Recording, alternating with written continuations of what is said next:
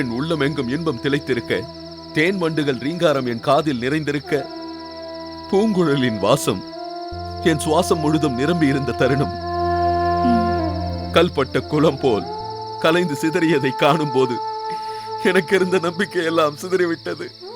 அப்படி கூறாதீர்கள். இறைவன் மீது நாம் கொண்டிருக்கும் நம்பிக்கையை மட்டும் ஒருபோதும் இழந்து விடக்கூடாது. எப்படி தத்தை? ஆகாயம் இடிந்து சிதறினாலும், பூமி இரண்டாக பிளந்தாலும், உலகில் உள்ள கடைசி சொட்டு நீர் வற்றி போனாலும், நம்மை போன்றவர்கள் அவர் மீது நம்பிக்கை இழக்காமல் இருப்பின் நிச்சயம் அவர் அருள் வழங்குவார். கவலை கொள்ளாதீர்கள். வைத்தியர் கூறி சென்றதை கவனித்தீர்களா? மருத்துவம் பாதி, மந்திரம் மீதி என்று அவர் சொன்ன வார்த்தைகள் முழுவதும் உண்மை.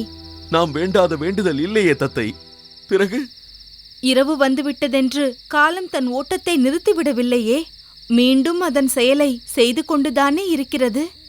நீ கூறுவது போலவே என் அப்பன் முருகனிடம் வேண்டுவோம். நம் வாழ்வில் இன்பமோ துன்பமோ அதை அவரே தீர்மானிக்கட்டும். நம் மனபாரங்களை அவரிடமே ஒப்படைத்து விடுவோம். பாரங்கள் அவரிடம் என்றான பிறகு நம் வேதனை நிச்சயம் புரியும். நான் உனக்கு ஆறுதல் கூற வந்தேன். இப்போது நீ எனக்கு சமாதானம் கூறுகிறாய். காய்ந்த இடத்தில் மறைந்திருக்கும் ஈரம் போல என் ஆழ் மனதில் இறைவன் மீது நம்பிக்கை இன்னும் இருக்கிறது. உன்னை மனைவியாய் அடைந்தது நான் செய்த பாக்கியம். என் வேதனையை குறைக்க நீ கூறும் ஒவ்வொரு வார்த்தையும் என் காயத்திற்கு மருந்தாக இருக்கிறது. நாளையே சென்று இறைவனிடம் முறையிடுவோம்.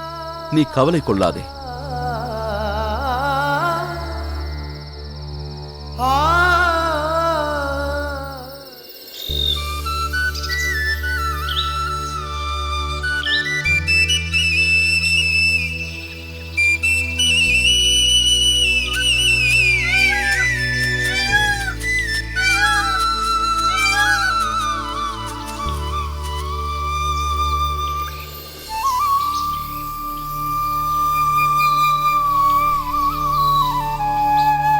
தத்தை, நம் கஷ்டங்கள் அனைத்தும் தீர நம் அப்பன் முருகப்பெருமானை வணங்கிக் கொள். இவர்தானே நம் கண் கண்ட கடவுள். இவரிடம் அன்றி வேறு யாரிடம் சென்று முறையிடுவது? இவர்தானே நமது குலக் கடவுள். ஓம் முருகப்பா, ஓம் முருகப்பா, ஓம் முருகப்பா, ஓம் முருகப்பா.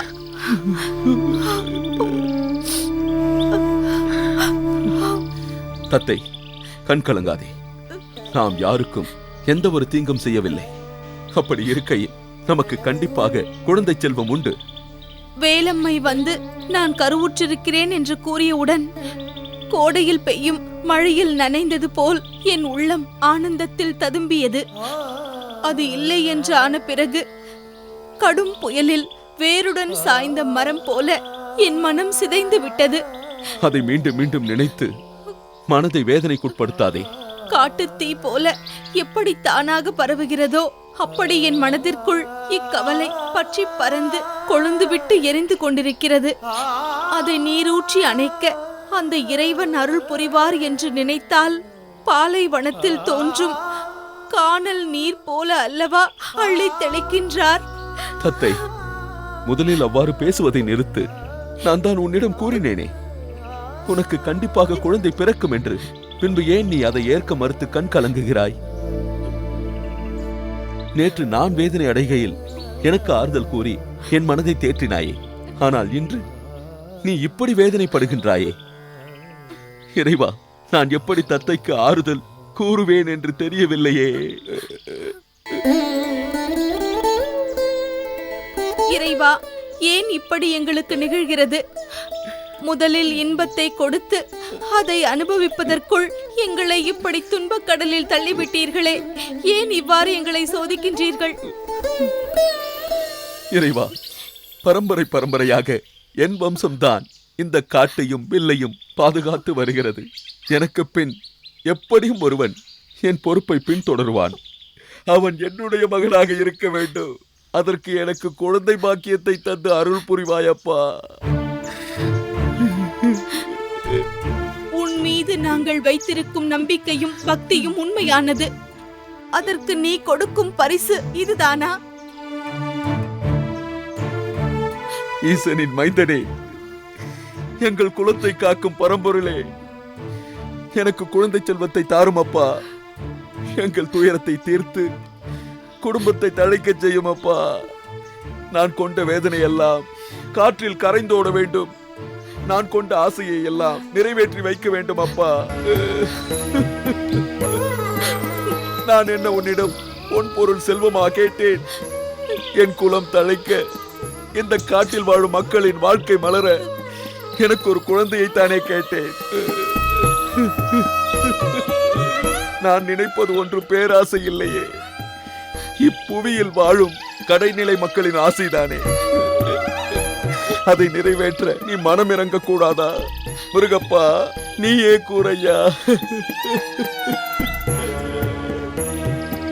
எங்கள் எல்லா முயற்சியிலும் துணை இருக்கும் இறைவா, ஆனால் இவ்விஷயத்தில் மட்டும் கருணை காட்டாமல் விட்டுவிட்டது ஏன்? நாங்கள் ஏதும் தவறு செய்து விட்டோமா? அப்படி தவறு செய்திருந்தால் எங்கள் உயிரை எடுத்திருக்கலாமே. இப்படி எங்களை சிறுக சிறுக வதைப்பது ஏன்?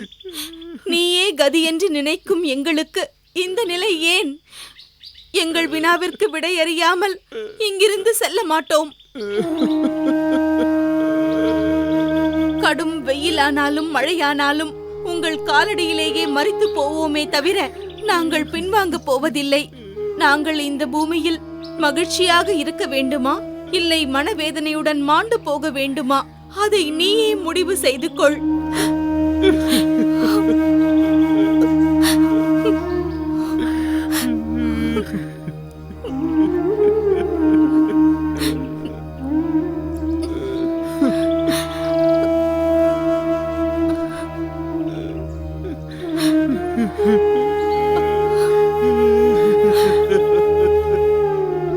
ஓ முருகப்பா. முருகப்பா,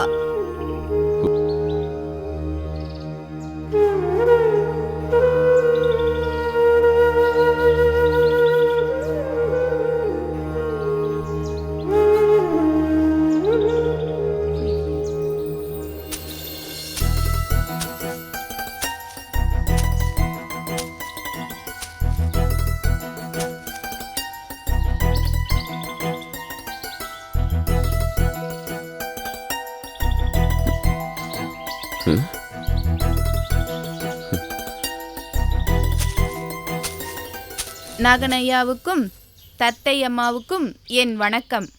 வணக்கம். தாங்கள்?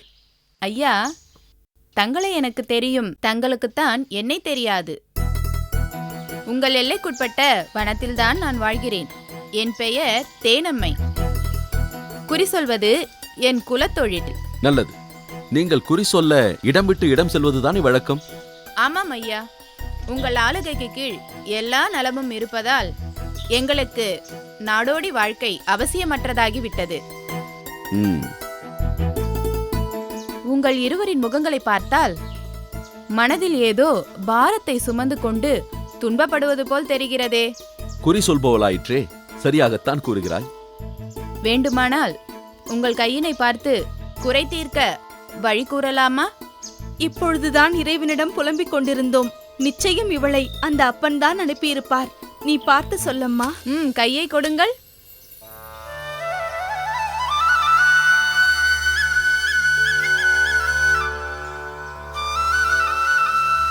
ஏழுமலை காடாய் கொண்ட நாடாளும் மகராசனின் மகராணி நீ. உன்னை குறை கூற வாயெடுத்தா உள்நாக்கு ஒட்டிக்கொண்டு ஊமையாகும் அம்மா.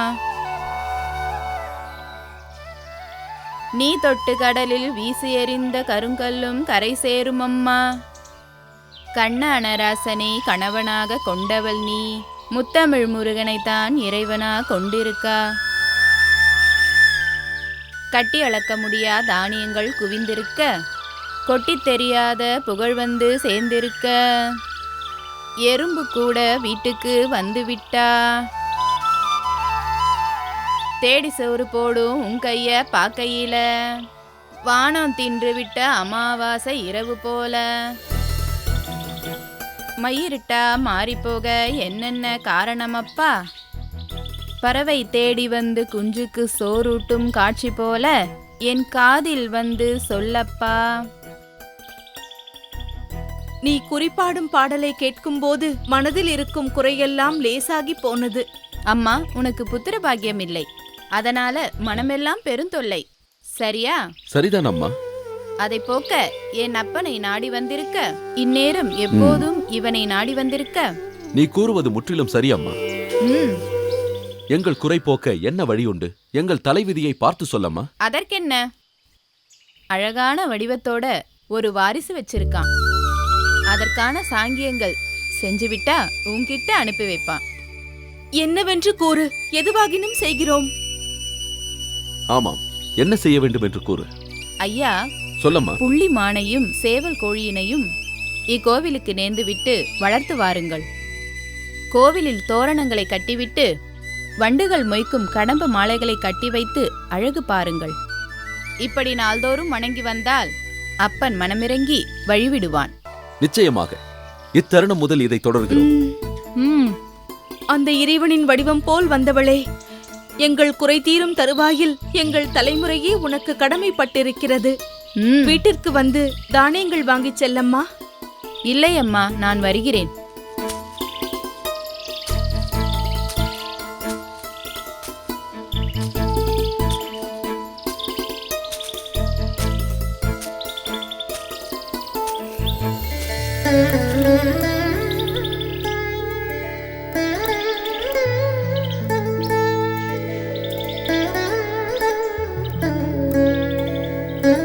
ஓ முருகப்பா.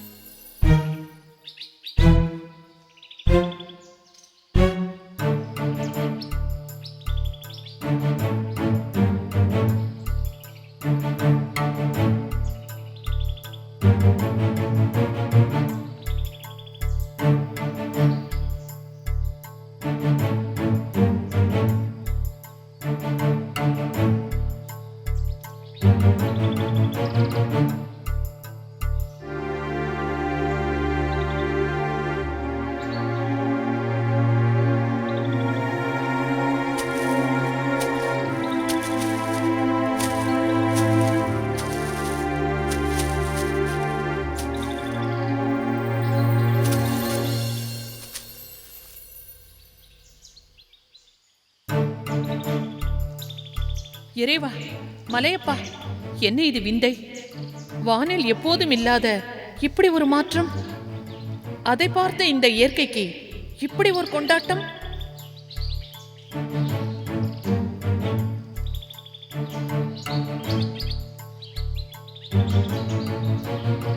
இக்காட்டில் ஏதோ அதிசயம் நிகழப் போகிறது. அதிசயத்தை நிகழ இப்போதே இறைவன் அதற்கான ஆயுதங்களை தொடங்கிவிட்டார் போல. காற்று வீசும் மரங்களின் வாசமும் திடீரென்று வேறு மாறி ஆகிவிட்டதே. காட்டிற்குள் வரும் வெளிச்சம் கூட அதீத மாற்றம் கொண்டு விட்டதே. இறைவா, இக்காட்டிற்கு நற்சகுனம், இக்காட்டு மக்களுக்கு நல்ல நேரம் வந்துவிட்டது. நீ மக்களுக்கு காத்தருளியவில்லை. இவர்கள் கண்ணாய் காத்து வருவதாக இவர்களுக்கு நீ தரும் வரமா? இல்லை உலக மக்களுக்கு உன் அன்பை வெளிப்படுத்த நீ செய்யும் விளையாட்டா? மேகம் மூடியது போல் ஏதோ ஒரு அற்புத காட்சி தெரிகிறதே. அது என்ன என்பதை காலப்பெட்டகத்தை திறக்கையில்தான் தெரிய வரும். இறைவா, எல்லாம் உன் சித்தம், உனக்கே வெளிச்சம், எல்லாம் உனக்கே வெளிச்சம். ஓம் மலையப்பா, ஓம் மலையப்பா.